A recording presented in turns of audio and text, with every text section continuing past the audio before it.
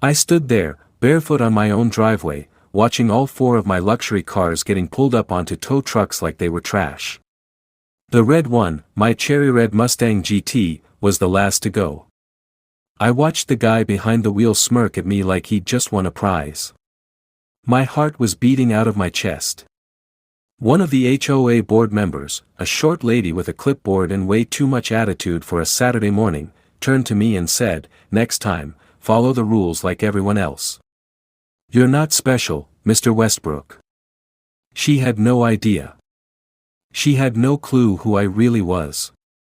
Because the truth, I wasn't just a homeowner in this neighborhood.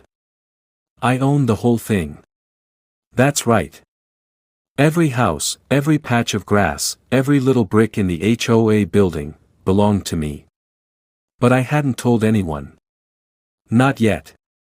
And now, they were about to learn the hard way. Roll it back a few weeks.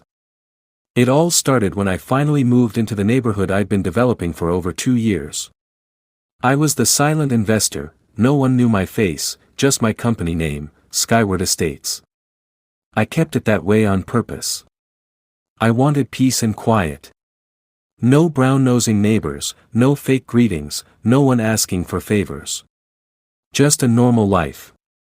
So when I picked House 14B, the one with the wide driveway, perfect view of the lake, and enough garage space to fit 3 of my rides, I figured I'd finally get a break from all the real estate chaos.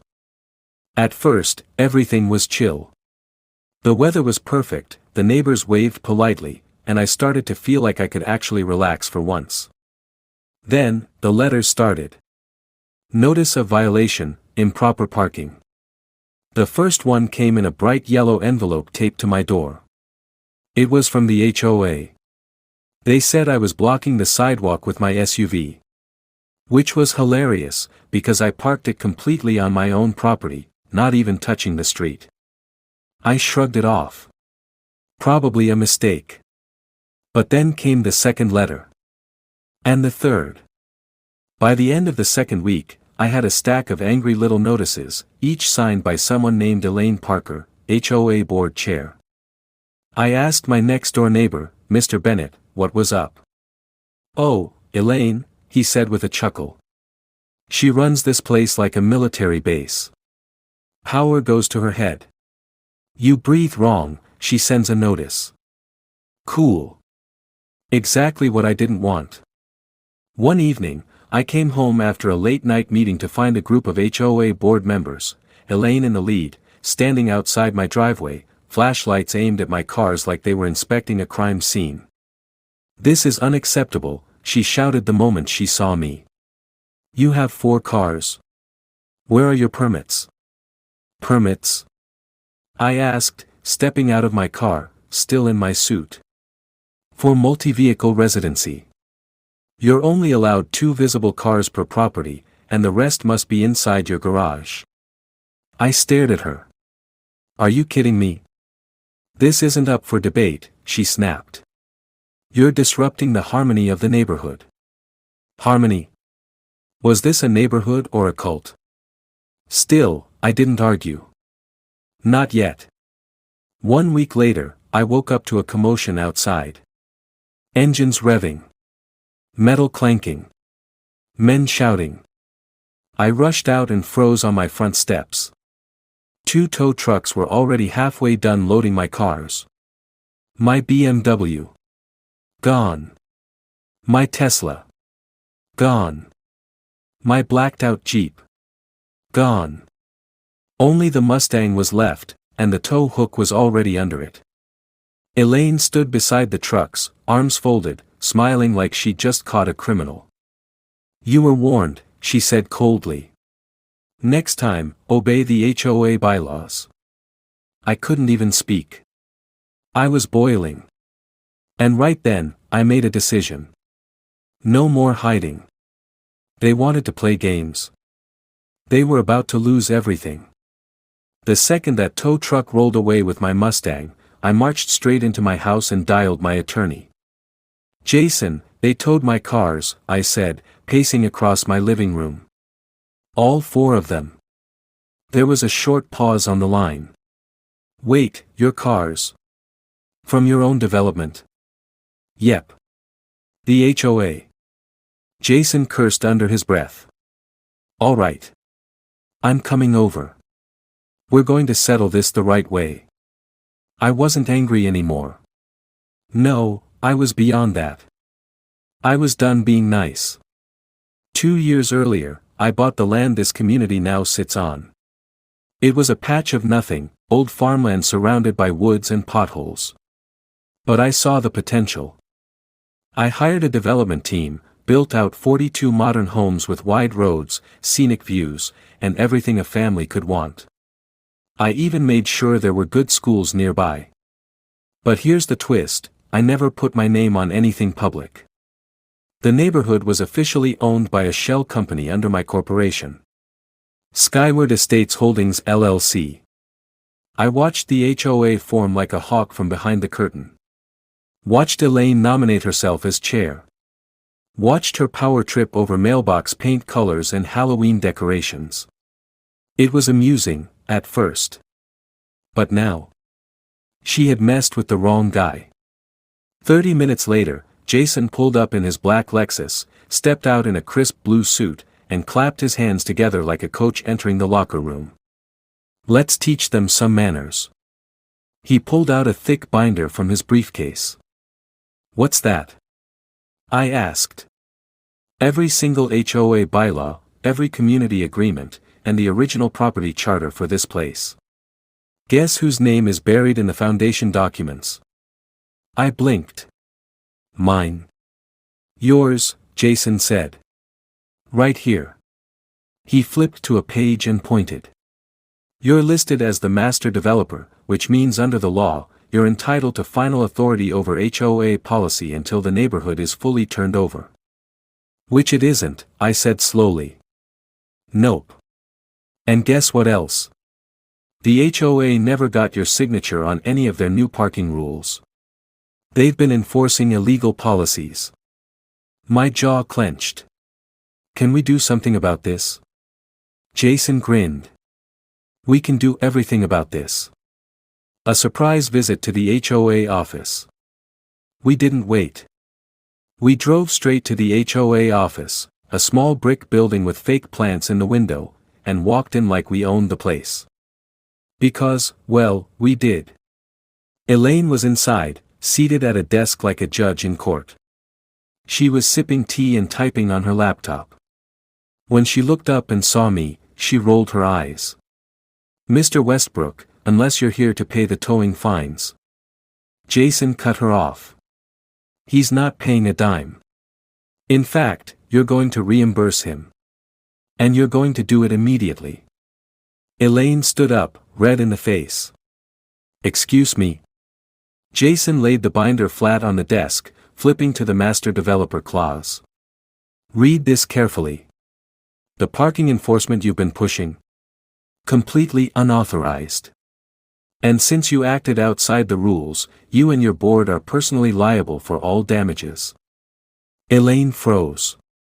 Her mouth opened, but no sound came out. And by the way, I added calmly, I'd like to call an emergency HOA meeting. Effective tonight. You can't just. I can, I interrupted. According to your own rules, the master developer can override the board on matters affecting property usage and enforcement. Jason slid a cease and desist letter across the desk. You'll want to sign that before your HOA account balance hits zero. The meeting that changed everything. That night, every homeowner gathered at the clubhouse. It was packed. Elaine sat stiffly at the front while I stood at the podium. No suit. No tie. Just a mic and the truth. I introduced myself fully for the first time. Told them I was the reason their homes existed. The reason their streets were paved. The reason the HOA even had power to begin with. And then I dropped the bomb. I have never approved a single one of the parking restrictions enforced by this HOA. Gasps rippled across the room. I'm formally suspending all current fines, towing policies, and enforcement measures until new ones are reviewed, with community approval. Someone in the back shouted, "Can you do that?" I smiled. I just did. But just when I thought I won. After the meeting, people came up to shake my hand. Some apologized. Some even asked for tips on investing. Elaine. She stormed out without a word. I went home, feeling like things were finally settling. But just before midnight, Jason called. "You're not going to believe this," he said. "What?" "I just got an email from Elaine's lawyer. And she's filing a motion to terminate your developer authority. Claims you're abusing power." I laughed. "She doesn't have a case." "That's not the crazy part," Jason said. "She's also suing you, for harassment and retaliation."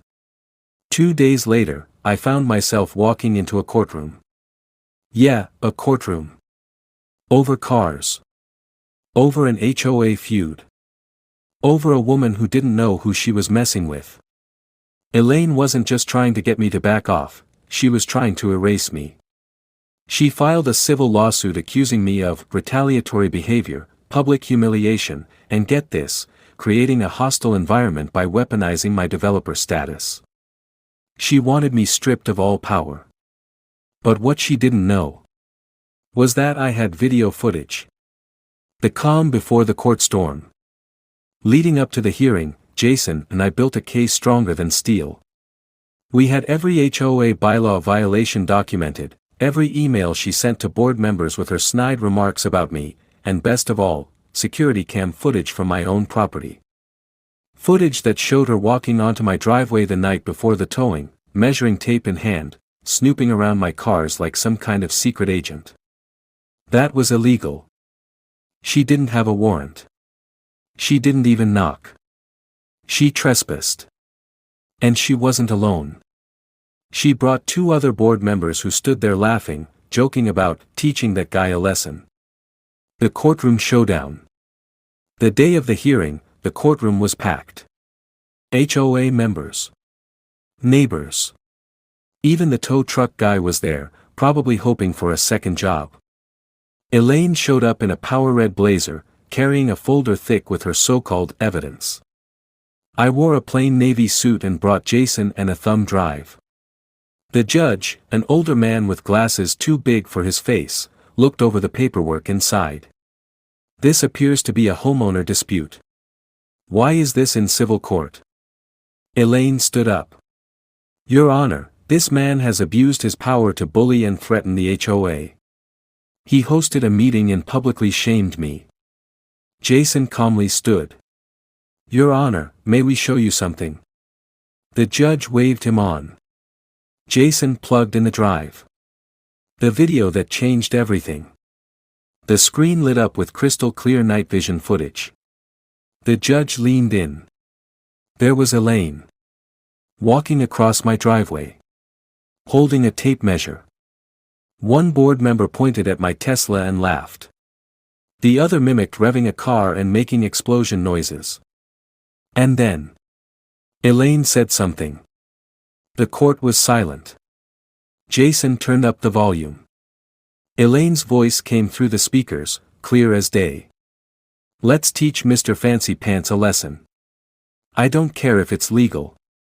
He needs to learn who runs this place." Gasps echoed around the room. The judge raised his eyebrows.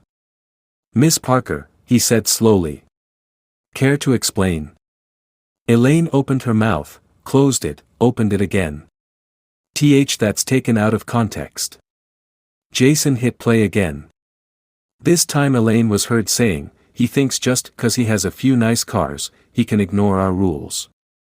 I'll make sure he regrets moving here." And just like that, the courtroom flipped. But the judge's ruling shocked me. After a long pause, the judge cleared his throat. "Miss Parker, your lawsuit is dismissed. Mr. Westbrook, the court acknowledges your authority as master developer, and finds no evidence of retaliation. However," I leaned forward, "you're still a property owner. And with that comes a responsibility to cooperate in good faith with the HOA, regardless of your position. I strongly suggest you both find common ground before this escalates any further." Elaine turned bright red. I nodded politely. Jason whispered to me, "That's a win. He's basically telling her to back off without handing us a grenade." A new twist no one saw coming. That night, I got a text from someone I didn't expect. Susan Bennett, one of the board members who had stood by Elaine's side at every HOA meeting. It said, "Can we talk? There's something you should know. It's about the HOA funds." I blinked. Funds? What funds? I met her at the neighborhood cafe the next morning. She looked nervous. "I'm not proud of what we did," she said, stirring her coffee. "Elaine, she's been using HOA money for personal stuff. Trips. New patio furniture. There's a receipt trail." My eyes widened. "And if the board finds out? She'll be removed. Immediately." I sat back, stunned. Elaine wasn't just bossy. She was a thief. The plan to bring her down. Jason and I worked with Susan secretly for a week. She handed over bank records, purchase receipts, and internal emails. What we found? Over $18,000 in questionable expenses. Elaine had been living large, on everyone else's dime. We needed one last thing, a full board meeting with a vote. And this time, I would be sitting at the head of the table. But then, just 2 nights before the vote, my house was vandalized. Red paint splashed across my garage. My tires slashed. And taped to my front door, a single piece of paper with the words, "You should have stayed quiet." I stood in front of my garage, staring at the dripping red paint. It looked like blood. The message was clear, I was being threatened. But what the people behind it didn't know, was that I was done playing defense. This wasn't just about HOA fines anymore. This was war. And I don't lose wars calling the police, but holding back the truth. When the police arrived, I gave them a basic report. Told them about the vandalism, the slashed tires, the threatening note. But I didn't tell them the full story. Not yet. Because if I did, they'd start knocking on doors, spooking the people I suspected. I needed whoever did this to feel safe, just long enough for me to catch them in the act. So instead, I told the cops I'd check my security cameras and follow up later. What they didn't know. I already had 4 new hidden cameras set up around the property, and a backup plan they'd never see coming. Meanwhile, Susan and Jason worked with me to prepare for the emergency HOA board meeting. We were gathering signatures from residents to force a full vote, not just on removing Elaine, but also auditing the HOA's finances. Every person we talked to had a story. She fined me for my mailbox being the wrong shade of beige. She told my son he couldn't park his bike in our own yard. She once yelled at my wife for planting the wrong flowers. By the end of that week, we had 37 out of 42 homeowners signed on. That was more than enough. Elaine had no idea her kingdom was crumbling. The trap springs shut. The next night, I left 2 of my luxury cars parked in the same spot on the driveway, just like the night they were towed. I even left a dummy note on the windshield that said, "Come and get M." Then I turned off all the front lights and waited. Around 1:34 a.m., I saw movement on the live cam feed. 3 hooded figures. One had a spray can. Another was holding a crowbar. The third was filming with a phone, laughing. I hit the button on my phone app. Silent alarm. Police en route. They were mid-spray when the flashing red and blue lights pulled up. 2 ran. 1 tripped. Guess who the one was? Jake. Elaine's nephew. Also a part-time HOA board member. And guess what else? He snitched in less than 5 minutes. The confession that broke everything. Sitting on the curb in handcuffs, Jake spilled everything. Elaine told him I was trying to destroy the neighborhood. She told him to make me uncomfortable, that scaring him would be enough to make him sell his house and leave. Worse. She promised he'd be made vice chair of the HOA if he helped. I recorded the whole thing. Police took it. Jason took copies. And Susan? She took it straight to the board. HOA Judgment Day. The next evening, the clubhouse was jam-packed. Word had spread fast about the attack and Jake's arrest. Elaine showed up like nothing happened, in pearls and her usual fake smile. I stood up with Jason, Susan, and 2 other homeowners who volunteered as new board candidates. Tonight, I began, we vote not just for leadership. We vote for truth. Jason laid out the financial records. Susan played the confession. I showed a slide of Elaine's personal purchases with HOA money, lawn chairs, hotel bookings, and even a wine subscription service. Elaine tried to interrupt, but the room was done with her. We took the vote. It wasn't even close. 41-1. Elaine was out. And I was voted in as the new HOA president. But just when I thought it was over. Later that night, as I walked back into my now paint-free garage, phone buzzing with texts of congratulations, Jason called.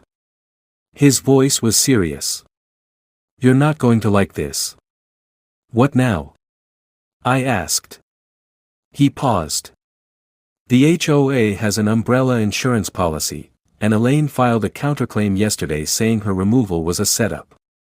She's demanding a $75,000 payout for defamation, stress, and unlawful targeting." I stared at the phone. "She's not done." Jason sighed. "She's coming after your wallet now." When Jason told me Elaine filed a claim for $75,000, I actually laughed. Not because it was funny, but because it was desperate. She was done. But like a cornered animal, she was still trying to bite. Now she was accusing me of defamation and emotional distress, saying I rigged her removal from the HOA and smeared her name in public. I wasn't worried. I was ready. Because what Elaine didn't know was that while she was playing checkers, I had already built the chessboard. The insurance company calls. 2 days later, I got a call from the HOA's insurance rep. "Hi, Mr. Westbrook. This is Carla from Horizon Risk Solutions. We've received a claim from a former board member, Elaine Parker, regarding wrongful removal and defamation. We just need your side." I stayed calm. "Of course," I said. "Can I email you something?" I sent her the full recording of Jake's confession. The HOA financial audits. Photos of the vandalism. Video footage of Elaine trespassing on my property. The meeting minutes showing the Democratic vote. 2 hours later, Carla called back. "We're denying her claim. And, just between us, I hope she gets sued." So that's exactly what I did. With Jason's help, we filed a civil lawsuit against Elaine for vandalism, conspiracy, emotional distress, defamation of character, theft of HOA funds. But here's where it gets really good. Because we also added something extra. Jason discovered that Elaine had filed for 3 small business grants using the HOA's name, and had those funds deposited into her personal LLC account. That's wire fraud. Now it wasn't just civil court. It was federal. The FBI shows up. 2 weeks after filing, Elaine got a knock at her door. Not from the mailman. Not from her nephew. From 2 federal agents. Susan told me she screamed when they showed their badges. The neighborhood was buzzing for days. No one saw Elaine after that. She was placed under investigation and faced multiple felony charges, including fraud, embezzlement, and destruction of private property. Her lawyer tried to settle. Jason said, "Not a chance." And then I made my final move. Once she was officially removed and under federal investigation, I called a special meeting with the HOA board and the residents. I stood at the front of the room, calm, collected. "I'm stepping down as HOA president," I said. The room gasped. "But I'm not leaving the neighborhood. In fact, I'm doing the opposite." I paused. "I'm donating all my developer rights to the community, and restructuring the HOA to be fully resident-run, with transparent votes and fair policies." People clapped. Some even cried. And then I said, "Also, I'm funding a neighborhood park project with the money we recovered from Elaine. Full playground, picnic areas, and a dog park." A little kid in the front yelled, "You're awesome. Best moment of my life." So where is Elaine now? Elaine's trial made local news. She took a plea deal. She's on probation, banned from holding any leadership position in an HOA ever again. Her house foreclosed. Her reputation gone. But me? I still live in the same house, the one she tried to push me out of. And every time I park all 4 of my cars in my driveway, I smile. Because the people who tried to make me feel small found out the hard way. I built the world they thought they ruled. If you like this story, comment, share and subscribe to our channel for more interesting stories.